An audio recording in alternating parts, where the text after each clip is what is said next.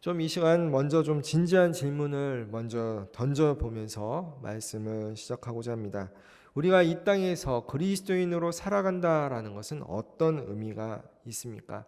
여러분이 그리스도인이라는 눈에 보이는 증거는 바로 이 자리, 이 기도의 자리, 찬양의 자리, 예배의 자리에 나와 있는 모습일 것입니다. 그러나 곧 우리의 육신이 이 자리에 있다고 할지라도 세상 사람들 보기에 그리고 하나님 보시기에 우리가 과연 참된 그리스도인인가? 라고 다시 스스로 질문을 던져본다면 좀 더 우리의 마음가짐이나 행동가짐, 생각과 언어 생활 등이 바른지 점검해보고 고민하지 않을 수가 없을 겁니다. 우리 성도들에게는 끝나지 않은 숙제가 있습니다. 바로 예수님을 믿고 하나님의 자녀가 된 다음에 우리의 삶이 어떤 삶이 계속 되어야 되는가 하는 겁니다. 정답은 무엇입니까? 바로 예수님 닮는 삶을 살아가는 겁니다. 이것을 신학적으로 성화라고 얘기를 합니다. 이 땅에서 우리가 그리스도인답게 살아갈 때 우리는 주님 앞에 설 때 주님께 드리는 열매로서 아름답게 변화가 될 것이다 라는 생각이 듭니다. 여러분들 옆에 보면 강대상 옆에 얼마나 멋진 그 과일 장식과 꽃 장식이 있습니까? 우리가 지난 주일날 추수감사 주일을 지내면서 이렇게 멋지게 강단을 장식을 했습니다. 그리고 그 예배 때의 모습이 지금까지 이어지고 있습니다. 이 과일들을 여러분이 바라볼 때 우리가 먹는 음식에만 관심을 기울이는 것이 아니라 이 과일 하나가 열매를 맺기까지 얼마나 농부가 땀과 또한 정성을 흘렸는가 기억할 것입니다. 청년들이 해마다 농촌 봉사활동을 갔는데 그 복숭아 하나하나를 위해서 그때 보자기를 쌌던 적이 있습니다. 그런 일들이 이어간 다음에 그 복숭아가 우리에게 이렇게 온다라는 것을 우리가 깨닫게 됩니다. 우리 교회 성도님들 중에 그 화해에서 농장을 경영하는 분이 계십니다. 직장 생활을 이제 하다가 그만두고 그 화해를 한 지 이제 3년 차가 되셨다고 합니다. 그러니까 3년 차가 되었으니까 지금도 많이 힘든 그런 고생하고 있는 상황입니다. 근데 그 성도님과 그 성도님 아내분이 하시는 말씀이 정말 이 일을 통하여서 하나님께서 도와주셔야 한다라는 것을 절실히 뼈저리게 더 느끼게 된다라고 말씀을 합니다. 왜냐하면 지난 실예로 지난 여름에 또 태풍이 와가지고 비닐하우스 일부가 또한 망가져서 피해를 입기도 했었을 뿐 아니라 나중에 꽃 하나 화분이 이렇게 판매되는 것까지도 기도 없이는 정말 주님의 도움 없이는 되지 않는다라고 고백을 하였습니다. 그래서 올해 맞는 이런 추수감사절의 의미가 과거 직장 생활을 다녔을 때보다 더욱더 실감난다라는 고백을 들은 적이 있습니다. 추수감사는 어떤 의미가 있습니까? 한 해 동안 농부가 열심히 노력한 것에 대해서 하나님께 감사한 겁니다. 우리의 노력 또한 주님께서 도와주셨기에 가능했다라는 것을 인정하는 것이 추수감사의 의미입니다. 그 결실이 가치가 있는 것도 우리의 능력이 아니라 하나님께서 도와주시고 그것이 결국은 하나님의 은혜임을 고백함으로써 감사의 자리에 나가는 겁니다. 이 추수의 계절, 이 풍성한 과일들을 바라보면서 우리 성도님들은 올 한 해 동안 어떠한 결실을 맺었는가 생각해 볼 필요가 있습니다. 아마 연초가 되면 그리스도인으로서 잘 살려고 결심을 한 번쯤 합니다. 주일 성수 제대로 해야지, 11조 생활 잘해야지, 성경 열심히 읽어야지, 예배 열심히 드리고 교회 봉사도 열심히 해야지라고 결심 등을 합니다. 어떠십니까? 오늘이 11월 20일입니다. 이제 올 한 해도 약 40일 정도 남았습니다. 올 한 해를 뒤돌아볼 때 올 초에 주님 앞에 결심하고 서원한 것을 얼마나 우리는 잘 지켜왔습니까? 농부가 한 해 동안 수고하고 이렇게 아름다운 결실을 맺은 것처럼 우리도 주님 앞에 아름다운 결실을 나타내야 할 줄 압니다. 근데 우리가 결실을 나타낸다라고 할 때는 무언가 기준이 필요하다라는 생각이 듭니다. 여러분 인터넷을 통해서 한번 점검해 볼 때 신앙 점검표 아니면 신앙 체크리스트 이렇게 검색을 하면은 우리가 신앙생활을 어떻게 하고 있는지 점검해 볼 수 있는 문항들이 나와 있습니다. 어찌 보면 그런 문항들을 바라볼 때 율법주의적으로 느껴질 수도 있지만은 그런 것들을 살펴봄으로써 나는 어떻게 주님 앞에 바로 서 있는가라는 것을 점검해 보는 하나의 기준으로 삼을 수는 있습니다. 제가 여러분들에게 한 4가지 정도의 우리의 신앙의 점검에 대한 질문을 이 시간 드리고자 할 때 스스로 한번 여러분 점수를 한번 매겨보면 좋을 것 같습니다. 첫 번째는 매주 드리는 예배는 성령 충만해서 드리는 예배인가? 라는 겁니다. 우리가 예배를 준비하면서 예배에 대한 기대감, 하나님을 만날 것에 대한 기대감을 갖고 나옵니까? 예배에 대한 기대감이 살아 있습니까? 주일 예배라는 것은 주님을 만나는 시간입니다. 그런데 예배 자리에 기대감을 갖고 나오는 성도와 그렇지 않은 성도는 분명 차이가 있을 수밖에 없습니다. 예배에 기대감을 갖고 나오는 성도는 적어도 예배 시간 30분 전에 와서 자리에 앉아서 묵상 기도로 예배를 준비할 것입니다. 올 한 해를 돌아볼 때 여러분은 예배 시간에 지각한 적은 없습니까? 아니, 지각은 안 했다 할지라도 습관적으로 나와서 그 시간 마음과 뜻을 다해 전심으로 예배를 드리지 못한 적은 행여 없습니까?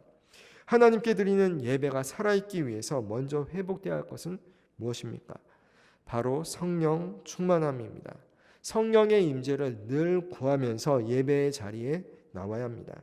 성령 충만할 때 우리가 드리는 예배가 주님이 기뻐 받으시는 예배가 될 뿐 아니라 그 시간을 통해서 여러분의 영혼이 소생될 줄 믿습니다.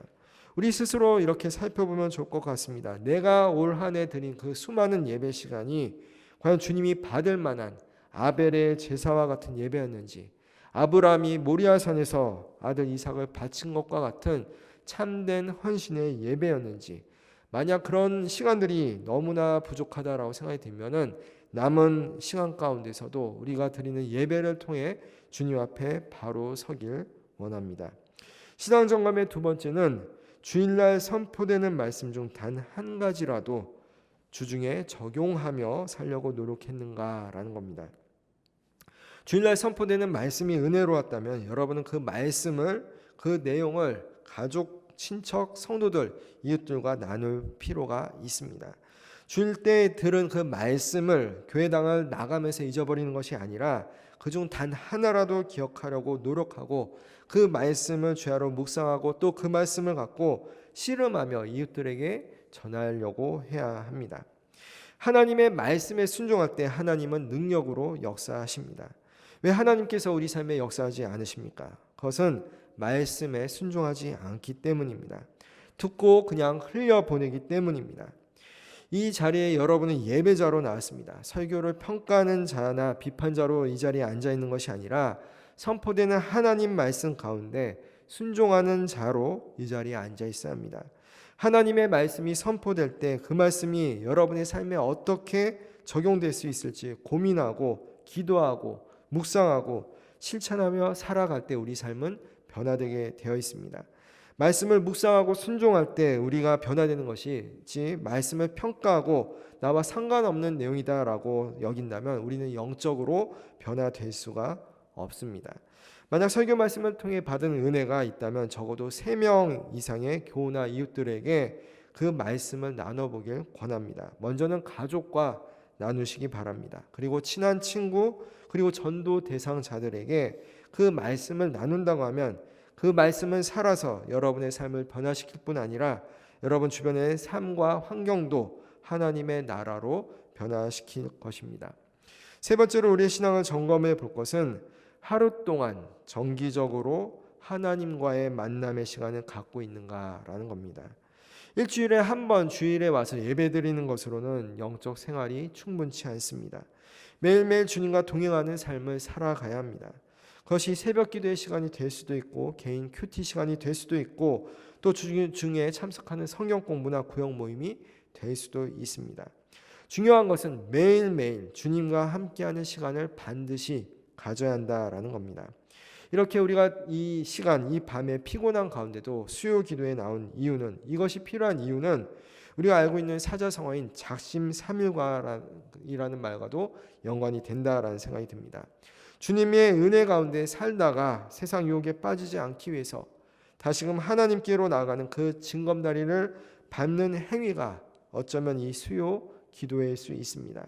그렇지 않으면 우리가 그 징검다리를 밟지 않으면 세상이라는 엄청난 유혹이 심한 강물에 빠져서 허우적되게 되는 겁니다. 결과적으로 주일날 받은 은혜는 다 잊고서 영적으로 나태해지거나 세상 유혹에 빠져 남은 일주일을 보내고 또 반복되는 죄의 회개를 갖고 하나님께 나올 수 있습니다. 여러분은 오늘 하루 동안을 돌아볼 때 얼마나 주님의 말씀을 묵상했습니까? 주님을 얼마나 사모하며 생각하며 살았습니까? 주님께 어떤 기도를 드렸습니까? 어떤 찬양을 했습니까? 이런 것들이 아무것도 아닌 것처럼 보여도 영적으로 매우 중요한 일입니다. 하루 동안에 하나님을 통해 하나님과의 말씀을 통해 주님을 음성을 들으려는 그런 노력을 해야 합니다. 사실 우리가 주님의 음성을 듣는다 하더라도 순종하기가 쉽지 않은데 매일매일 주님의 음성을 듣지 않는다면 과연 어떤 일이 벌어지겠습니까? 매일매일 개인적인 경건 생활을 게을리하지 마시기 바랍니다. 또한 네 번째로 신앙의 점검은 성도들 간의 그리고 이웃들 간의 사랑의 관계가 지속적으로 잘 이루어지고 있는가입니다. 쉽게 말해서 그리스도의 사랑이 우리의 삶을 통해 온전히 나타나는가입니다. 올바른 신앙생활의 그 기본이라는 것은 좋은 관계성에 있습니다. 우리가 믿는 하나님이 성부, 성자, 성령, 삼위일체 하나님이신 것처럼 우리가 그리스도인으로서 교회의 성도들과 또한 이웃들과 좋은 관계를 맺는 것이 중요합니다. 서로 사랑하고 서로 사랑을 받는 관계가 될 때 서로의 삶을 세워주고 기도하고 또한 다른 사람들을 섬기게 됩니다. 이런 삶을 살 때 새 힘을 얻고 깊은 상처와 고통도 회복이 됩니다. 제가 지금 말씀드린 신앙 점검의 네 가지의 질문을 여러분이 들으면서 올 한 해 나는 어떻게 신앙생활을 해왔는가 되돌아보면 좋을 것 같습니다. 과연 올 한 해 나는 주님 앞에서 참된 예배자로 살아왔는지, 주님의 말씀을 내 삶에 적용하려고 몸부림쳤는지, 매일매일 주님과 동행하는 삶을 살았는지, 그리고 주님으로부터 받은 그 사랑을 성도들과 이웃들과 잘 나누며 살았는지, 이 네 가지 신앙 점검은 기본 중에 기본이다라고 할 수 있습니다. 신앙이 자라나려면 적어도 이 네 가지의 삶을 계속 반복할 필요가 있습니다. 우리 교회 성도들이 방금 말씀드린 이 기본적 신앙 실천을 통해서 매일매일 예수님을 닮아가길 원합니다. 아마 여기 계신 성도님들은 수요기도에 나오셨기 때문에 이 네 가지를 잘 하리라 믿습니다. 이것은 난 지금 잘 하고 있습니다. 늘 말씀 가운데 예배 가운데 뜨겁고 말씀을 적용하려고 애쓰고 또한 봉사하려고 애쓰고 또 매일매일 동행하는 삶을 살아갑니다 라고 고백하는 성도님들도 계실 줄 압니다. 그렇다면 이분들에게는 좀 더 업그레이드 된 그 신앙의 점검을 소개해 드리고자 합니다. 바로 18세기 영적 부흥을 가져온 조지 휘필드의 방법입니다. 그는 매일 신앙 점검표를 갖고 자신의 삶을 이렇게 점검했다고 합니다. 첫 번째, 작정해 놓은 기도 시간에 기도를 했는가? 두 번째, 매 순간 하나님의 도우심을 간구했는가? 세 번째, 대화나 행동 전에 하나님께 영광을 심사숙고했는가? 네 번째, 하루 일과를 미리 계획했는가? 다섯 번째, 선한 일을 행할 때 뜨거운 열심을 갖고 했는가? 여섯 번째, 말하고 행동할 때 온유와 친절로 했는가? 일곱 번째, 이웃에게 교만하거나 투기하지는 않았는가? 여덟 번째, 하나님께 감사하는 시간을 드렸는가? 아홉 번째, 나의 모든 죄를 고백했는가? 어떻습니까? 우리에게도 이런 개인적인 신앙 점검표가 다 필요하다고 저는 생각합니다. 올 한 해를 돌아볼 때 우리가 어떻게 영적인 결실을 맺었는가? 그런 질문에 우리가 선뜻 대답할 수 없다면 이런 점검의 기준이 없었기 때문입니다. 기준이 없기 때문에 그런 질문이 막연하게 들립니다. 내가 주님 안에서 과연 잘 살고 있는가? 스스로 이런 질문을 해본다면 어떤 기준이나 근거가 필요합니다. 물론 이것이 자칫 잘못하면 율법주의가 될 수도 있습니다. 그러나 적어도 내가 어떻게 살아가고 있는가 주님께 묻는 그런 태도 가운데 이런 질문들을 해볼 필요가 있다라는 겁니다. 오늘 우리가 함께 본 본문 116편 시편 말씀은 하나님의 구원에 대한 감사와 찬송의 시입니다. 우리가 이 부분 가운데 기억해야 할 것은 바로 이 시편의 저자가 어떤 마음으로 주님께 나왔는가라는 겁니다. 12절에 이렇게 말씀합니다. 여호와께서 내게 주신 모든 은혜를 내가 여호와께 무엇으로 보답할까? 지금 이 시편 저자는 하나님께서 베풀어 주신 은혜를 세어보고 있습니다. 올 한 해를 돌아볼 때 여러분에게 베푸신 주님의 은혜가 얼마나 됩니까? 받은 복을 세어볼 필요가 있습니다. 여러분이 한 해를 돌아볼 때 감사할 것이 없다고 느낀다면은 여러분들이 한 번쯤 들어보았을 직한 이야기를 다시 들려드리고자 합니다. 이런 이야기입니다.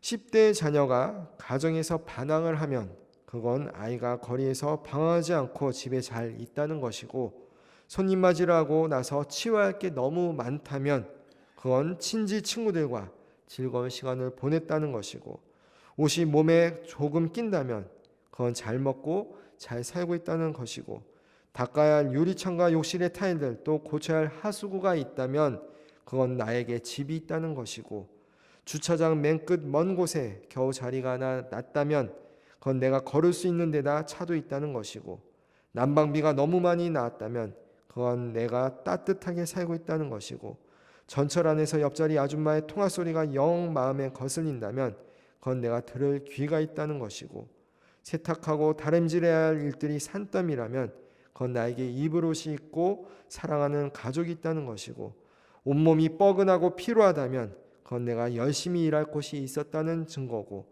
이른 새벽 시끄러운 자명종 소리에 깨어났다면 그건 내가 아직 살아있다는 증거고, 그리고 오늘 하루 내가 만들어낸 무수한 실수들과 실패들에 대한 기억들은 바꿔 생각해보면 내가 아직 이 세상에 존재하기에 실패도 가능했으며 아직 내게 생명이 있음에 대해 감사할 수 있는 것이다 라는 내용입니다. 아마 여러분이 인터넷에서 이런 글을 한 번쯤은 들어보았을 겁니다. 어떻습니까? 여러분이 그리스도인이라는 증거는, 의미는 무엇입니까? 삶 가운데 주님께서 베풀어 주신 은혜에 대해서 감사할 수 있는 사람이 바로 그리스도인입니다. 감사라는 말은 행복의 열쇠라는 말이 있습니다. 감사를 하면 행복해진다라는 겁니다. 우리에게는 무수히 감사할 것들이 있습니다. 그런데 바꿔 생각해 보면 물론 불평 불만거리도 수만 가지가 있을 수 있습니다. 그러나 불평하면서 동시에 감사할 수는 없습니다. 즉 선택을 해야 합니다. 여러분은 불평하는 사람이 되겠습니까? 아니면 감사하는 사람이 되겠습니까? 주님께서 그토록 많은 은혜를 부어주셨는데 감사하지 않는다면 그것은 성도의 기본조차 안 되어 있는 사람입니다. 우리에게 주신 모든 은혜에 대해서 우리는 어떻게 보답할 수 있습니까? 사실 이 보답할 수 있을까라는 질문은 보답할 수 없다라는 것을 전제로 하는 내용입니다. 우리가 주님께 보답할 수 있는 것은 오직 우리가 감사로 주께 나아가는 자가 되는 것입니다. 시편 50편 22절과 23절 말씀입니다. 하나님을 잊어버린 너희여 이제 이를 생각하라. 그렇지 아니하면 내가 너희를 찢으리니 건질 자 없으리라. 감사로 제사를 드리는 자가 나를 영화롭게 하나니 그의 행위를 옳게 하는 자에게 내가 하나님의 구원을 보이리라. 우리에게 베푸신 은혜를 생각할 때 우리는 그저 감사할 따름입니다. 감사로 주님 앞에 나아가는 우리 성도들이 다 되어야 합니다. 또한 미가서 6장 6절부터 8절에 이런 말씀이 있습니다. 내가 무엇을 가지고 여호와 앞에 나아가며 높으신 하나님께 경배할까? 내가 번제물로 1년 된 송아지를 가지고 그 앞에 나아갈까? 여호와께서 천천의 순양이나 만만의 강물 같은 기름을 기뻐하실까? 내 허물을 위하여 내 맏아들을 내 영혼의 죄로 말미암아 내 몸의 열매를 드릴까? 사람아 주께서 선한 것이 무엇임을 내게 보이셨나니 여호와께서 내게 구하시는 것은 오직 정의를 행하며 인자를 사랑하며 겸손하게 내 하나님과 함께 행하는 것이 아니냐.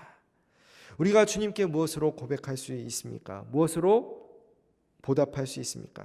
여기서 미가 선지자는 세 가지를 말합니다. 첫 번째는 정의를 행하라. 그리고 인자, 여기서 긍휼을 사랑하라. 그리고 겸손하게 하나님과 함께 행하라 라고 말하고 있습니다. 올 한 해를 돌아보면서 여러분의 삶에 주님께서 보여주신 은혜를 우리가 잊지 않았으면 좋겠습니다. 이제 앞으로 40여일 우리에게 주어졌습니다. 이 2019년도가 지나갈 때 마지막 날 주님께 드리는 보답이 올 한 해도 주님께 감사밖에 없습니다 라고 고백할 수 있도록 여러분의 삶에 지금까지 주어주신 은혜, 무엇보다 십자가의 그 사랑, 예수님의 그 구속하신 은혜를 기억하고 또한 삶 가운데 세세하게 세밀하게 내 삶에 역사하신 그 주님의 은혜를 기억하며 살아가는 복된 우리 모든 성도님들 다 되시길 주님의 이름으로 축원합니다. 사랑해 주님 감사합니다. 주님의 은혜, 내게 주신 모든 은혜, 내가 어떻게 여호와께 보답할까? 시편의 기자의 고백처럼 우리가 보답할 수 있는 것이 없음을 압니다. 감사로 제사를 드릴 수밖에 없음을 우리가 고백하며 올 한 해를 돌아볼 때 하나님이 베풀어 주신 그 은혜 감사하며 나가게 도와주시옵소서. 우리가 행여 연초에 주님께 약속했던 것들, 선한 것이 있다면 지금이라도 잊지 않고 그 약속들을 지키는 성숙한 성도들 되게 하여 주시옵소서. 우리가 무엇으로 주님께 나아갈 수 있습니까? 오직 감사할 것뿐입니다. 미가 선지자의 말처럼 주님과 함께 동행하는 삶을 살게 하시고 정의를 행하며 또한 긍휼을 베풀며 살아가는 복된 삶을 살아가는 귀한 우리 모든 성도들 삼아 주시옵소서. 감사드리며 예수님의 이름으로 기도드립니다. 아멘.